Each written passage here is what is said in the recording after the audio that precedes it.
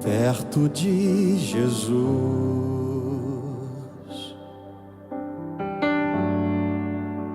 sempre quero estar. Tudo que eu preciso, ó Pai, sempre encontro junto a Ti.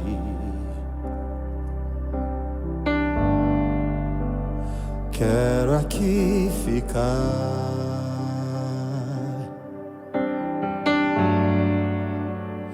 nunca me afastar,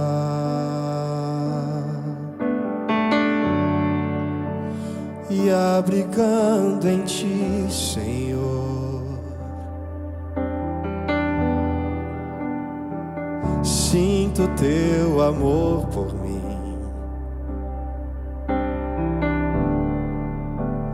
Tu és o meu Deus, quero só a Ti.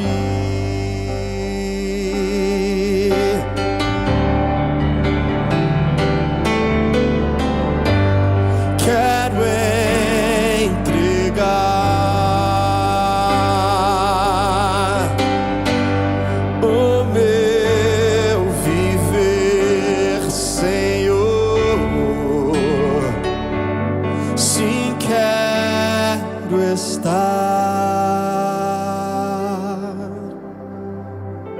bem junto a Ti, Jesus, bem junto a Ti, Jesus, bem junto a Ti, Jesus.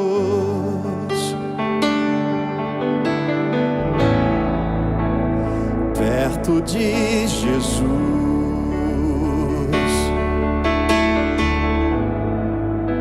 sempre quero estar. Tudo que eu preciso aqui, sempre encontro junto a Ti. Quero aqui ficar,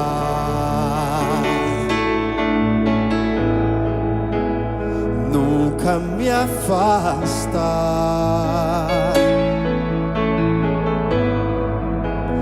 e abrigando em Ti, Senhor, sinto Teu amor por mim.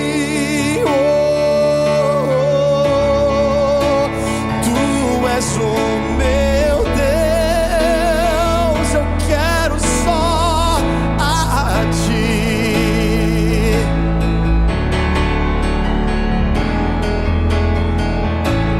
Quero entregar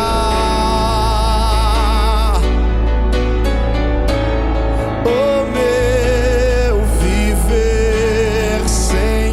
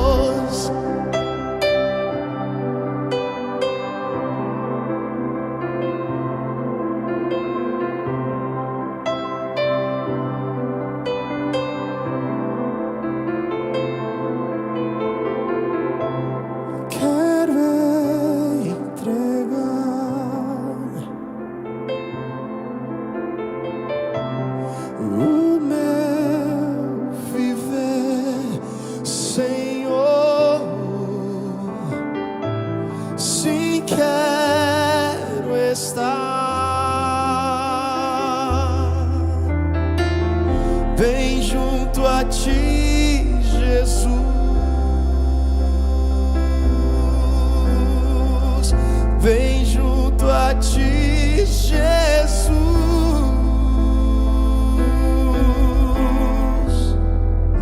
Bem junto a ti, Jesus.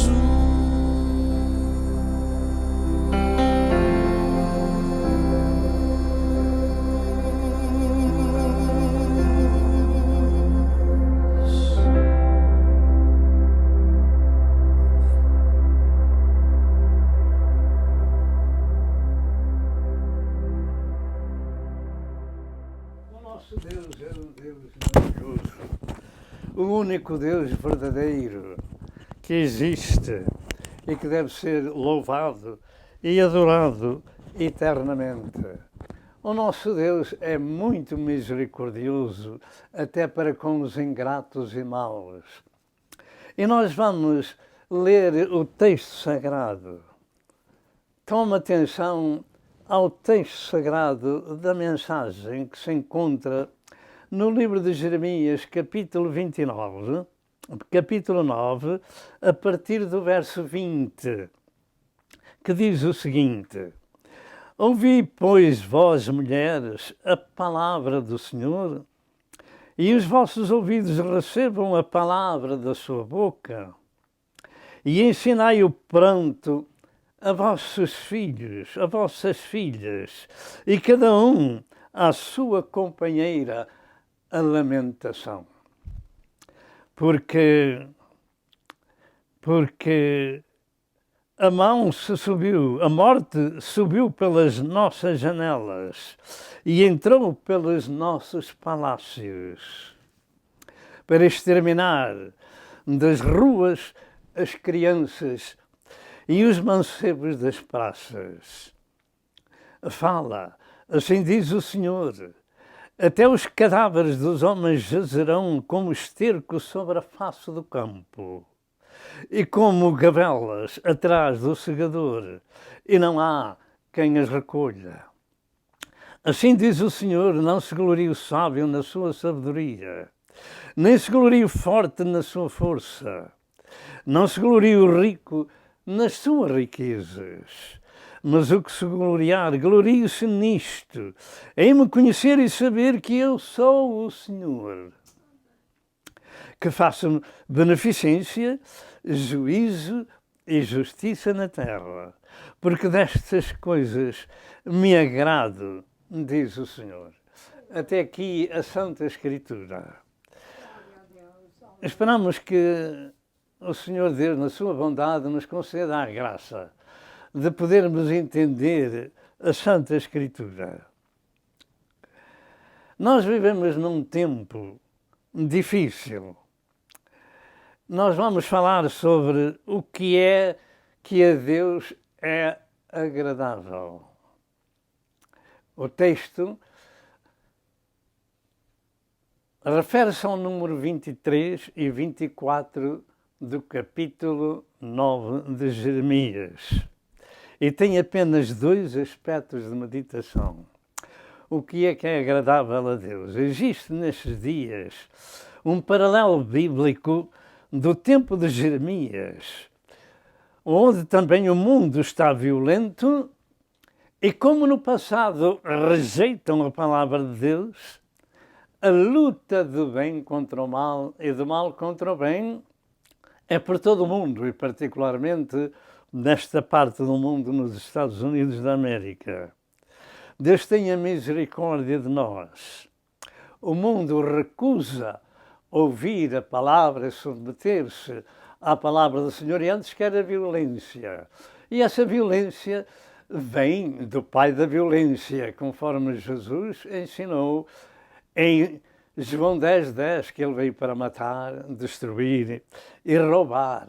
Que Deus tenha misericórdia, porque Jesus veio dar vida, e vida com abundância. E nós, nestes dias, temos um paralelo em que estamos vendo a violência que havia no tempo de Jeremias, ela está no mundo também nestes dias. E como ia falando, nós vamos falar apenas do verso 23 e verso 24 desta mensagem, embora aquilo que temos lido acerca das mulheres ensinar o pranto às suas filhas seria uma chamada muito profunda para que as pessoas soubessem o que viria a seguir, que os juízos de Deus viriam. Primeiro, então, vamos à introdução, ou seja, os recursos naturais e humanos, em primeiro lugar, e em segundo,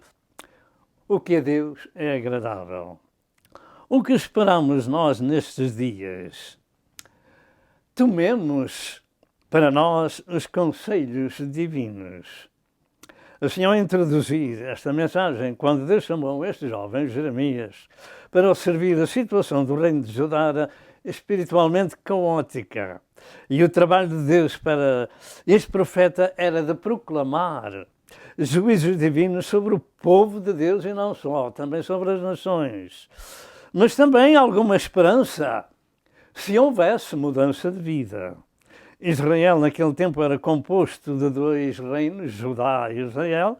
Jerusalém era a capital de Judá e Samaria era a capital de Israel. E por aquele tempo o reino de Israel, que tinha 10 tribos, já tinha sido destruído por Deus devido ao contínuo pecado em que seguiam. E este jovem profeta recebe uma revelação divina de que a sua vida era uma pré-ordenação divina para um trabalho específico, conhecido por Deus, antes de ele ser formado no ventre da sua mãe. Ou seja, o trabalho de profeta para as nações e para Israel. Jeremias 1 e verso número 5. O seu ministério era anunciar os juízos de Deus, que iriam culminar com um cativeiro de 70 anos, e o reino de Babilônia tomaria então a sua terra. Pergunto, alguém gosta de ouvir os servos de Deus chamá-los a atenção de que a sua vida de pecado os separa de Deus e os problemas vêm para as suas vidas, para as suas nações? Alguém gosta? No tempo de Noé ninguém gostava, mas o facto aconteceu e Deus destruiu tudo com a água. O jovem Jeremias replicou a Deus que ainda era uma criança e que não sabia falar.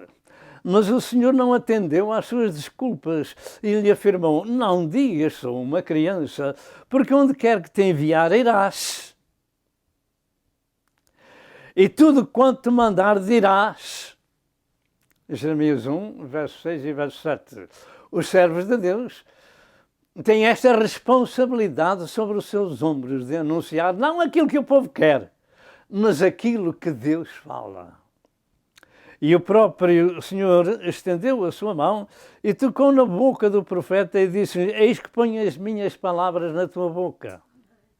Olha, ponho-te neste dia sobre os reinos para arrancares e para derribares, e para destruires, e também para edificares e para plantares. Jeremias 1, verso 9 e verso 10. Deus mostra aqui a sua indignação para uma nação corrupta e perversa. E depois de pronunciar vários juízos e promessas de Deus, não havendo qualquer arrependimento, diz em Jeremias 25, verso 10 e verso 11, estas palavras: e enviarei entre eles a espada, e a fome e a peste, até que se consumam, e sobre a terra que lhes dei a eles e seus pais. E toda esta terra virá a ser um deserto e um espanto, e estas nações servirão ao rei de Babilônia por 70 anos. E a terra do povo de Deus ficou desolada, e os cadáveres iriam ficar sobre a face do campo, apodrecendo sem haver quem o sepultasse, como diz em Jeremias 9 e verso 22, que acabamos de ler. E algo de muito pior está para acontecer, creio que num tempo breve. Em Apocalipse 19, verso 17 e verso 18, Deus lhe chama a ceia das aves, porque não há quem enterre os cadáveres, então Deus chamará as aves para comer os cadáveres daqueles que vão morrer. Louvado seja Deus! Quando as pessoas confiam em si mesmas, que podem dizer e fazer o que afirmam com as suas capacidades, devem pensar outra vez, porque por cima de nós existe ainda outro que tem maior poder. E esse é Deus. Ele tem poder sobre todas as vidas. É Ele que dá a vida e é Ele que tira a vida. E deixe-me dizer que as suas palavras terão o seu cumprimento no seu tempo. Louvado seja Deus! Por cima de nós está Deus e a sua palavra. E o fruto da sementeira do pecado da nação judaica terminou em cativeiro, em fome, em guerra, em peste, etc., como diz Jeremias 21 e verso 29. Terminou em cativeiro, em fome, em guerra e em peste. Lembre-se disto, Mateus 24, verso 6 até ao verso 22, fala-nos de uma destruição sem par na história da Terra. E queremos que isso vai acontecer breve. Mas em Jeremias 24, verso 10 afirma: E enviarei entre eles a espada e a fome e a peste até que se consumam de sobre a face da terra que lhes dei a si e a seus pais. Parece incrível. Mas não ouviram o profeta. Não ouviram e a palavra cumpriu-se. Deus exige do seu povo que cumpra a sua palavra. Por isso que devem ser um povo diferente, um povo santo e temente ao seu Criador. E se assim não fizessem, as maldições e os castigos de Deuteronômio 28, 15 a 68, teriam o seu curso como aconteceu. Devemos tomar os avisos divinos. Mas nós vivemos no tempo do Novo Testamento. Será que precisamos de ouvir estas coisas?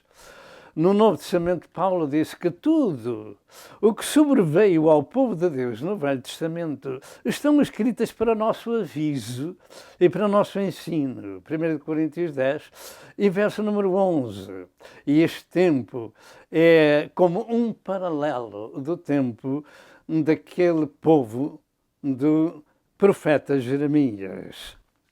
E em Hebreus 10, verso 30 e verso 31 afirma: Porque bem conhecemos aquele que disse, minha é a vingança. Deus vinga-se, meu amado. Não ouça somente que Deus é amor, num certo aspecto, e para todos nós. Deus ama os pecadores, mas Deus vinga-se daqueles que não recebem o seu amor, que o despreza e lhe volta às costas. Minha é a vingança, eu darei a recompensa, diz o Senhor. E outra vez, o Senhor julgará o seu povo. Diga comigo, Deus julgará o seu povo. E a horrenda coisa é cair nas mãos do Deus vivo. Em 1 de Pedro 4, 17 e 18, diz estas palavras: Porque já é tempo que o julgamento comece pela casa de Deus. Isso primeiro começa por nós. Qual será o fim daqueles que são desobedientes ao Evangelho de Deus? Muitas pessoas andam muito seguras de si próprias, nas suas posições, suas capacidades, suas fortunas, etc. E no fim dos seus dias enfrentam o julgamento no inferno, onde está o rico da passagem do rico e de Lázaro, ditos por Jesus em Lucas 16, 19 a 31, e este homem procurava a água onde a água não chega. De maneira que há muitos que usam as suas fortunas para poder ter supremacia sobre os outros. E não sabem que terminam num cemitério e esquecem-se do castigo e do juízo divino. Jesus disse que a vida de qualquer não consiste na abundância do que possui. Lucas 12, verso 15. Jesus também afirmou, sem mim nada podereis fazer. João 15, verso 5. Todos nós somos limitados quando pensamos ser alguma coisa, quando pensamos fazer algo com a nossa inteligência, com a nossa força, com as nossas posses ou posições de autoridade.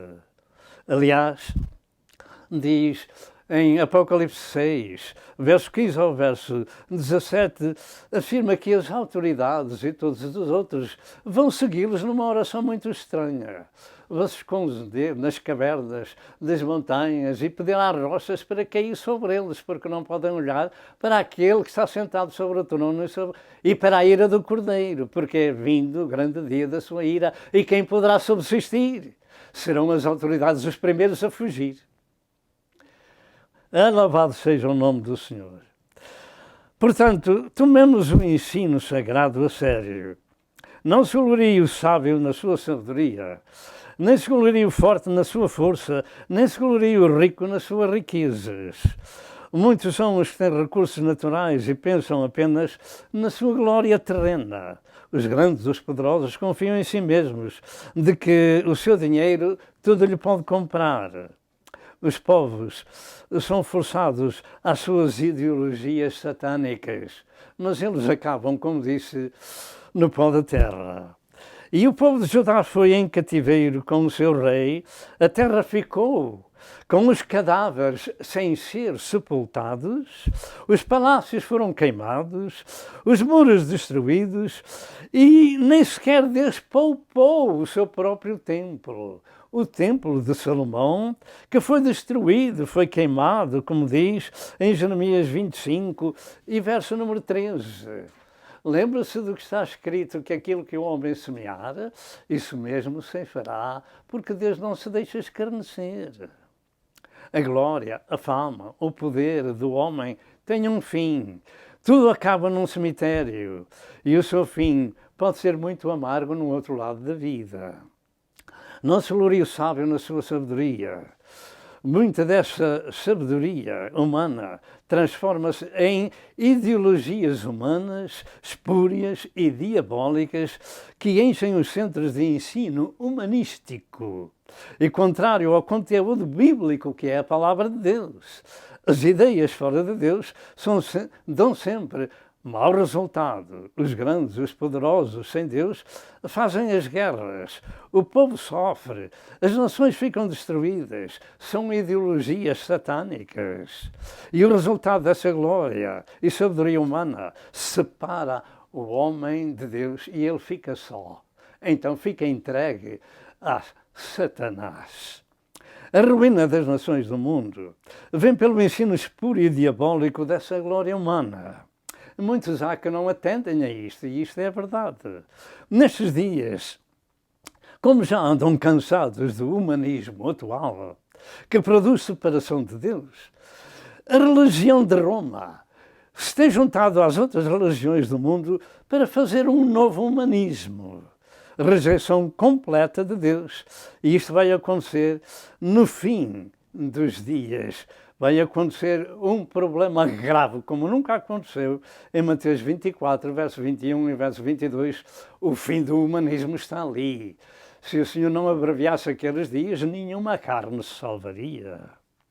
E Israel e Judá se apartaram tanto de Deus com a sua glória passageira, que se tornaram idólatras, ficaram destruídos e em cativeiro.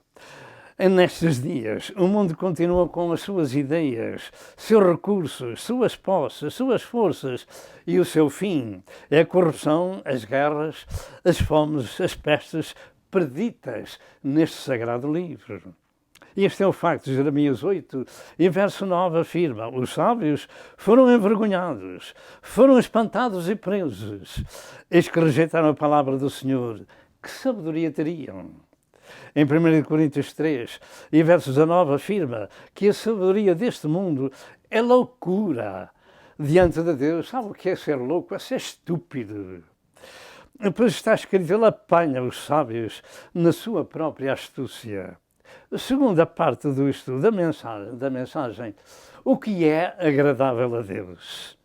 Nesta segunda parte da mensagem, eu começarei com o Salmo 33, verso 12, que afirma: bem-aventurada é a nação cujo Deus é o Senhor. Ser bem-aventurado ou amaldiçoado depende de sermos de Deus ou deste mundo. E o mundo jaz no maligno, mas nós somos de Deus. Somos bem-aventurados. E neste verso 24 do texto revela 4 importantes conselhos divinos. E o primeiro é sobre conhecermos e sabermos que Deus é o Senhor. Isto é muito importante. Conhecemos nós a Deus. Num futuro breve, se Deus quiser, este tema vai ter um novo estudo, se Deus assim o permitir. Será possível conhecer a Deus? Este é o facto bíblico. Em Oséias 4, verso 6, diz que o meu povo foi destruído porque lhe faltou o conhecimento. Não é porque não o houvesse, mas porque o rejeitaram. E assim, Deus rejeitou o seu povo. Conhecer a Deus é a coisa mais importante que nós temos neste sagrado livro, porque ali nós conhecemos o que é que Deus tem decretado para a humanidade, que deu o seu próprio Filho no Calvário para salvar a humanidade. Deus revelado em carne deu a sua vida para nos resgatar com o seu sangue. Portanto, será possível conhecer a Deus? A resposta é positiva, o texto sagrado é afirmativo. Glorie-se o homem em me conhecer. Não se glorie nas suas posses, na sua sabedoria. Glorie-se em me conhecer. E saber que eu sou o Senhor. E gloriar-se é cobrir-se de glória ou elevação no seu conhecimento de quem é realmente Deus. Esta é a ciência mais profunda que um ser humano pode obter. E sem esse conhecimento, o homem não tem educação completa. Pelo contrário, Tiago 3, comparando a sabedoria de Deus e dos homens, diz nos versos 15 ao verso 17, essa não é a sabedoria que vem do alto, mas é terrena, animal e diabólica. Porque onde há inveja e espírito faccioso, aí há perturbação e toda a obra perversa. Mas a sabedoria que do alto vem é primeiramente pura, depois pacífica, moderável, tratável, cheia de misericórdia e de bons frutos, sem parcialidade e sem hipocrisia. Aqui temos 8 alicerces básicos, 8 pontos de ensino divino para nosso conhecimento de quem é Deus e do que é agradável a este Senhor, que é o autor da vida, o dono das nossas almas. Este conhecimento de Deus faz dos homens seres diferentes, com um novo fruto nas suas vidas. Se alguém está em Cristo, é uma criação nova. As coisas velhas já passaram e eis que tudo se fez de novo. Por isso o povo de Deus é diferente, como se diz no Brasil. É diferente. O povo de Deus é um povo diferente. É uma nação santa. É uma nação de pessoas justificadas. É uma nação de pessoas santificadas. É uma nação de pessoas que já não são deste mundo. Porque o Senhor os comprou da terra com o seu próprio sangue. Eles são aviltados, eles são odiados por pertencerem a Jesus e ao seu mundo, conforme o Senhor ensinou em João 15 e João 17.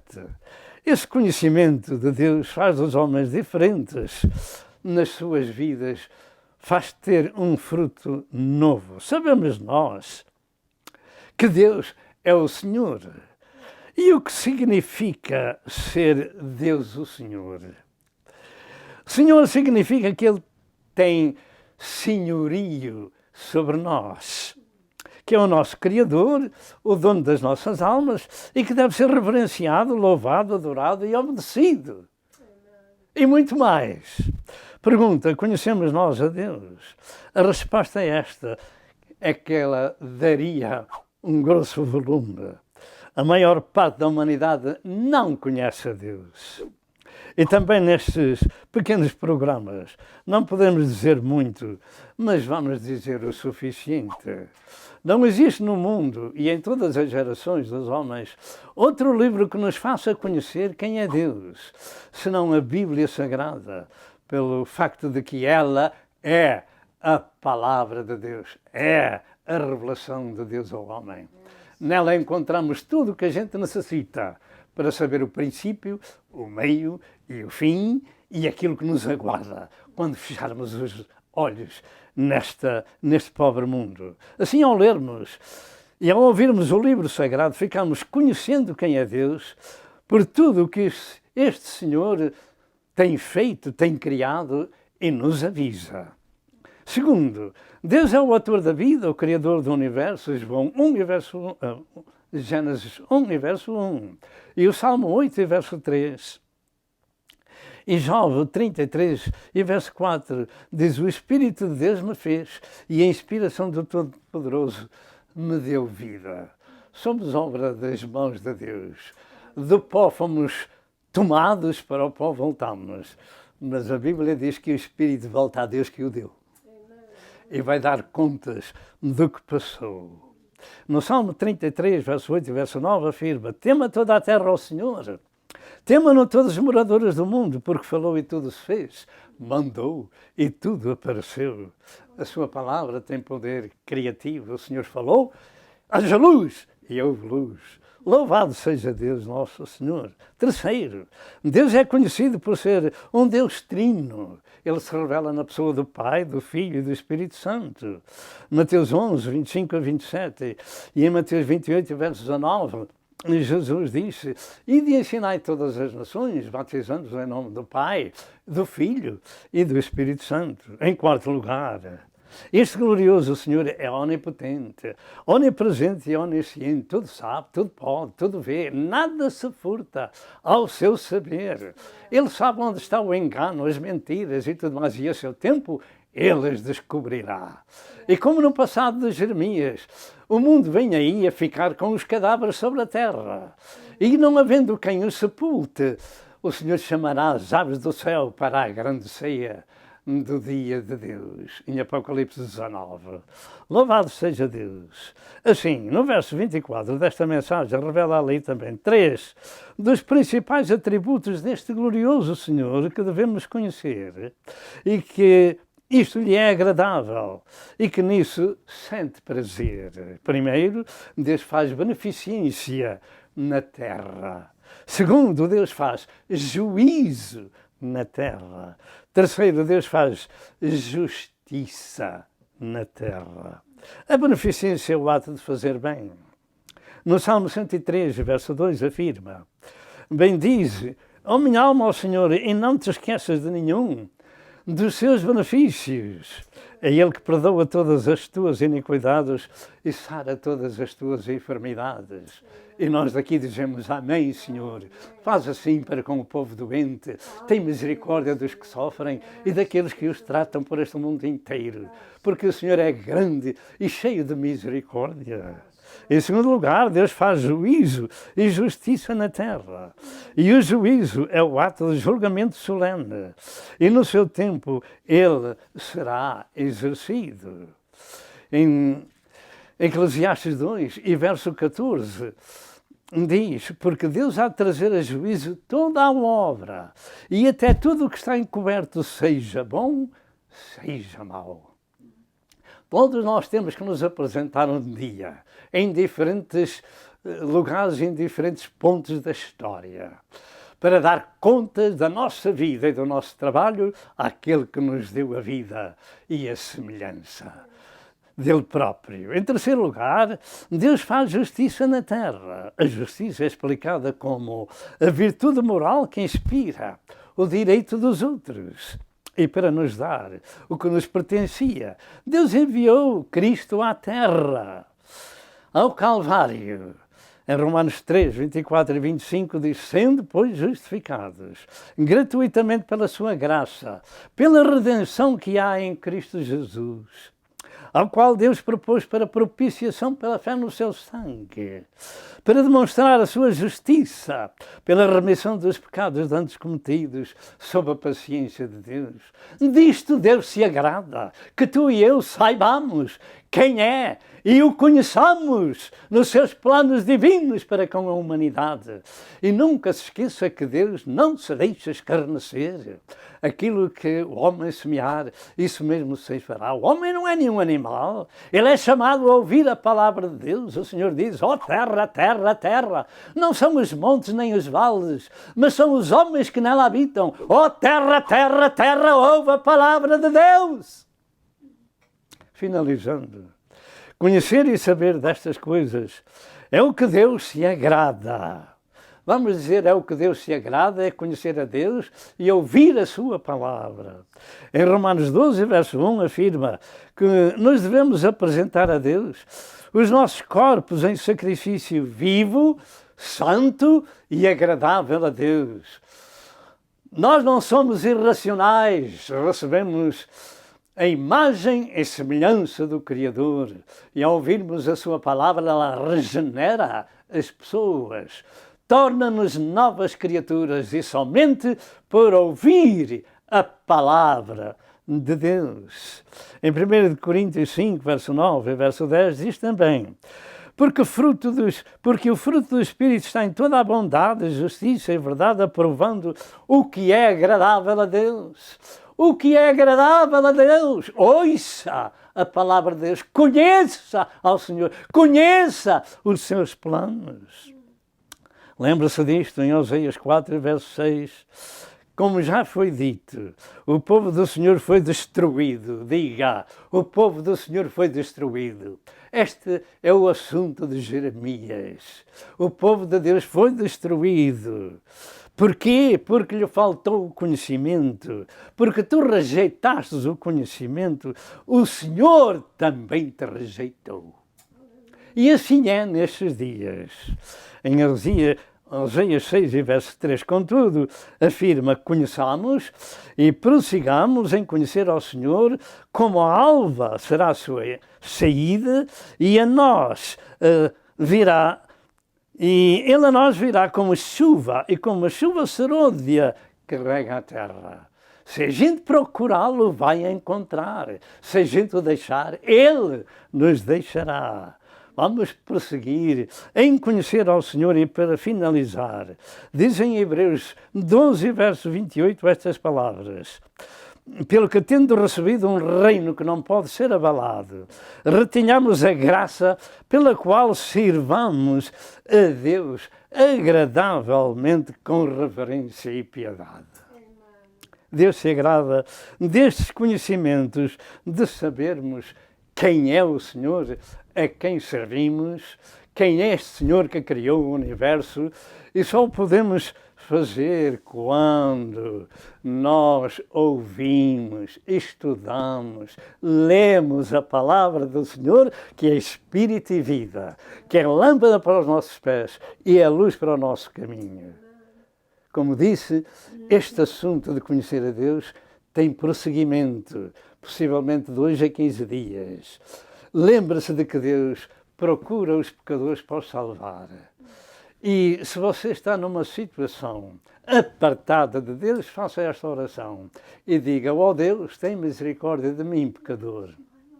Tenho ouvido a tua palavra e creio que Jesus é o Filho de Deus que veio a este mundo dar a sua vida por nós no Calvário, mas que Deus Pai o ressuscitou ao terceiro dia.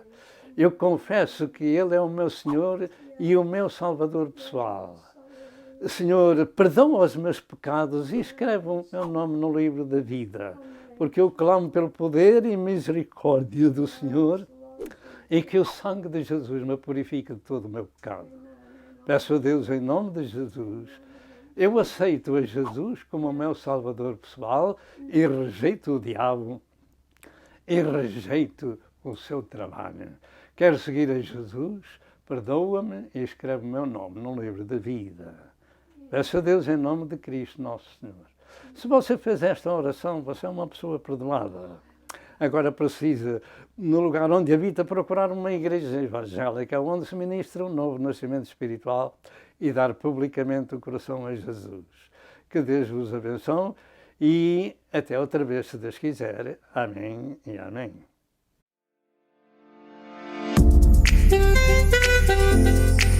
Música